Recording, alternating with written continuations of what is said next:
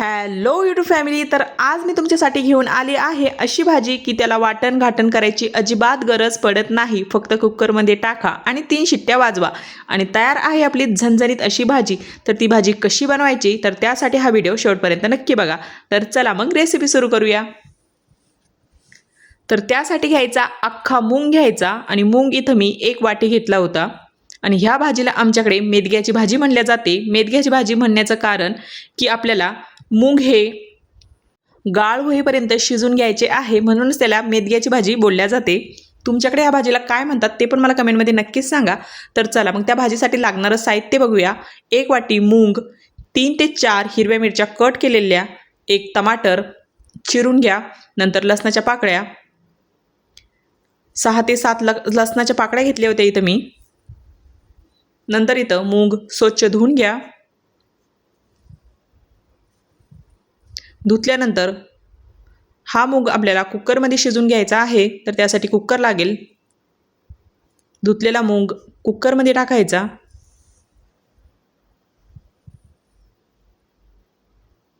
आणि मुंगासोबतच आपण हिरवी मिरची, टमॅटो आणि लसणाच्या पाकळ्या आणि 1 ग्लास पाणी,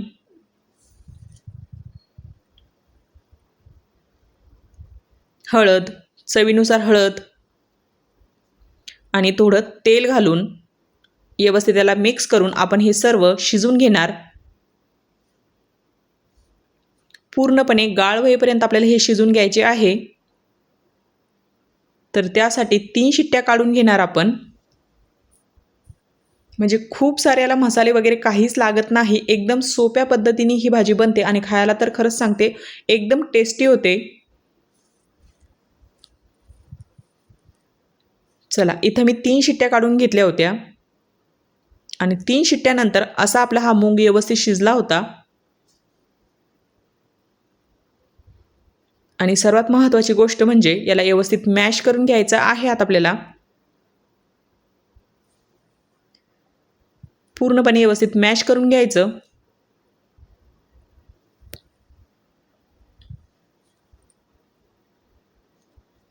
आणि असं इथं मी मॅश करून घेतलं होतं.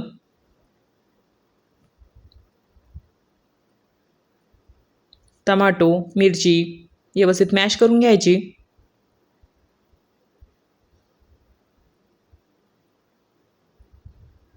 आणि चला आता हे पूर्णपणे मॅश झालं होतं. नंतर ठेवायची कढाई तापायला.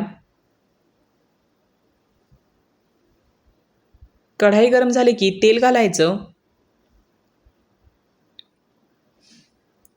आणि तेल गरम झाले की 1 चमचा मोहरी, म्हणजे आपण फोडणीची तयारी करतोय, 1 चमचा जिरं घालायचं. नंतर 3 लसणाचे बारीक कट केलेले लसण घालायचं. नंतर कढीपत्ता आणि हे व्यवस्थित आता फ्राय करून घ्यायचं तेलामध्ये.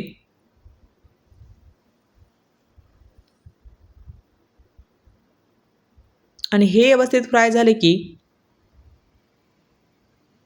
यामध्ये 1 चमचा लाल तिखट घालायचं. अगोदर आपण तिखटच मिरच्या यामध्ये वापरल्या आहे, तर त्यासाठी आपण इथं 1 चमचा लाल तिखट वापरणार आणि ते पण व्यवस्थित फ्राय करून घ्यायचं.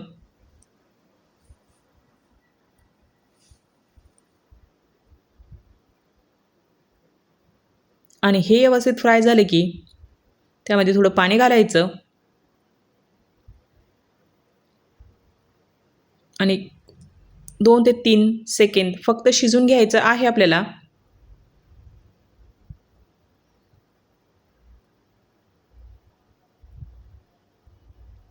चला आता हे व्यवस्थित शिजलं होतं. नंतर घालणार आपण त्यामध्ये मूग जे शिजून घेतला होता आपण, टमॅटो, मूग, लसण, हिरवी मिरची आणि बघा किती कलरफुल दिसत होती आपली ही भाजी. आणि ह्या भाजीला आमच्याकडे मेदग्याची भाजी म्हणल्या जाते. नंतर चवीनुसार मीठ घालायचं. आणि ह्या भाजीला आपल्याला घट्टच ठेवायचा आहे, म्हणजे खूप सारी अशी ग्रेव्ही नाही करायची. आणि खूप सारी जर ग्रेव्ही केली तर त्याची पूर्णपणे टेस्ट ही चालल्या जाते. तर ह्यासाठी याला घट्टच ठेवायचं, फक्त थोडी ग्रेव्ही करायची.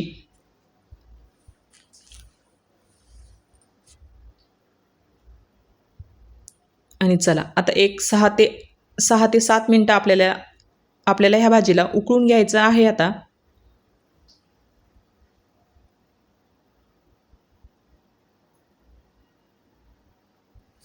आणि उकळल्यानंतर बारीक चिरलेली कोथिंबीर घालायची.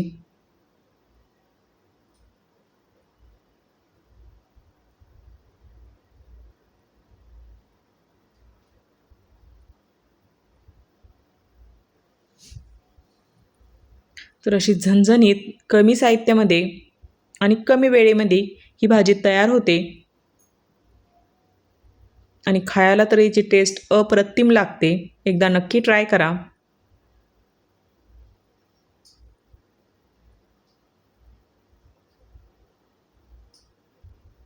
आणि हे बघा अशी घट्टसर ही भाजी तर तयार होते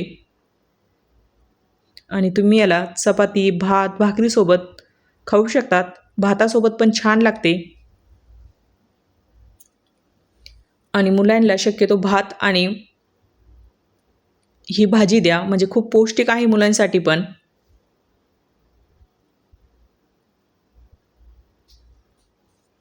तर चला अशी झणझणीत मेदग्याची भाजी आपली तयार झाली होती. नंतर प्लेटिंग करून घेऊया.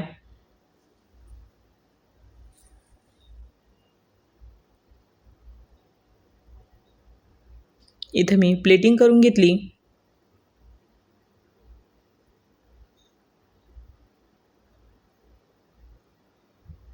तुम्हाला आवडली की नाही, मग जास्त वाटण करायची अजिबात गरज पडत नाही. एखाद्या वेळेस काय होतं की आपल्याला कंटाळा येतो स्वयंपाक करायचा, पण इच्छा खूप असते की काहीतरी चांगलं स्पायसी वगैरे टेस्टी खायची इच्छा होते, तर तेव्हा आपण ही भाजी करू शकतो. म्हणजे कमी वेळेमध्ये होते आणि खायला पण टेस्टी लागते.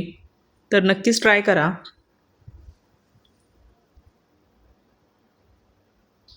तर अशी घट्टसर आपली ही मेदग्याची भाजी तर तयार झाली होती.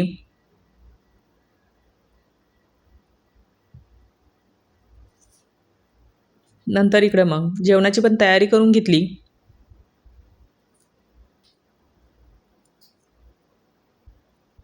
आणि जेवणामध्ये होतं चपाती, सलाद, मेदग्याची भाजी आणि केळी.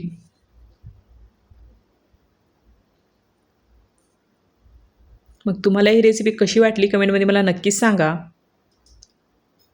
आणि तुमच्याकडे बनवल्या जाते का हे पण मला नक्कीच सांगा. तर चला मग, थँक्यू.